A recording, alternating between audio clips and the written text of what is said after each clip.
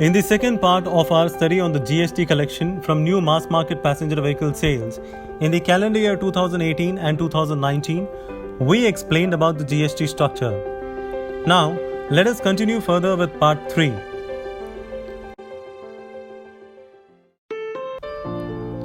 For our further analysis, we have put cars in two separate buckets based on the tax slab.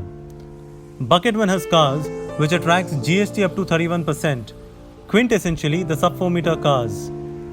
Bucket 2 has cars which attracts GST upwards of 43%, what qualifies to be called bigger cars.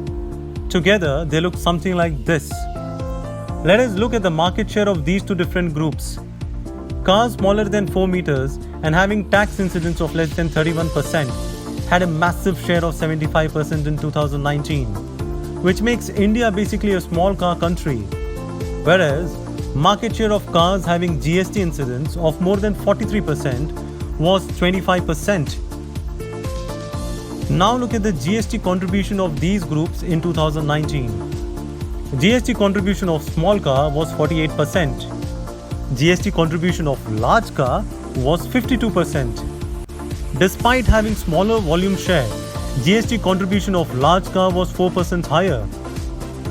In 2019, small cars suffered volume degrowth of 14% and the GST degrowth was 12%, whereas large cars suffered volume degrowth of 8%, which was better by 6% compared to small cars, and the GST degrowth was 7%. Again, it was better than small cars by 5%. If you see, majority of the small car buyers also happens to be the first time buyers and seems to be more sensitive to consumption sentiments. When it comes to large cars, it usually is either an upgrade or replacement of an existing car, and data under the consideration seems to suggest it is less sensitive in degrowing market.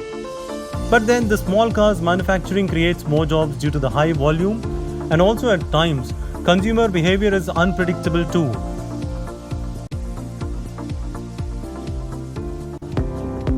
Now let us have a look at the body style.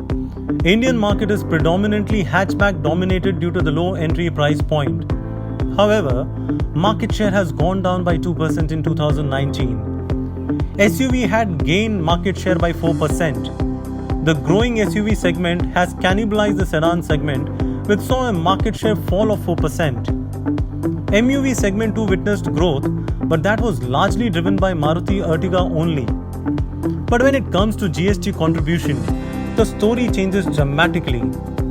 SUV contribution is the highest at 41%, as they are taxed at a much higher rate. And though hatchbacks command lion's share of the volume, contribution to the GST stands at a second position at 26%, because they all fall in under the 31% tax slab.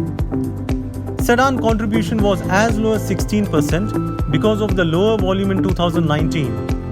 At 16% contribution, MUV also takes the same rung in the ladder. The growth scenario is no different either. SUV is the segment which grew in tough time, followed by MUV, despite industry took a deep plunge in 2019. Hatchback too suffered badly, but the real victim was the sedan segment, which got cannibalized by the growing SUV segment.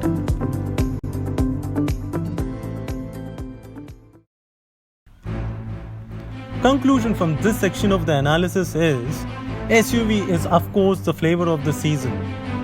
Buyers are willing to pay a higher price due to the aspirational value.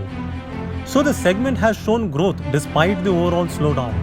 Hence, SUV needs to be kept outside of any future tax incentive program.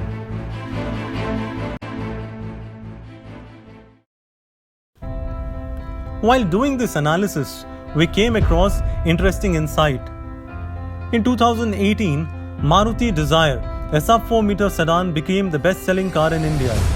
However, in 2019, Maruti Alto hatchback took away the crown from the elder sibling.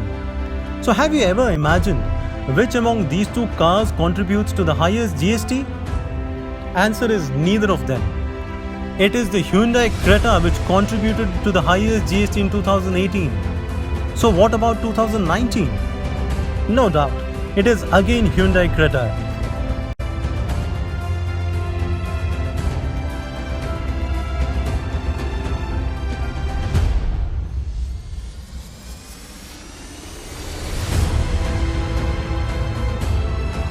That is the last part of our GST study series.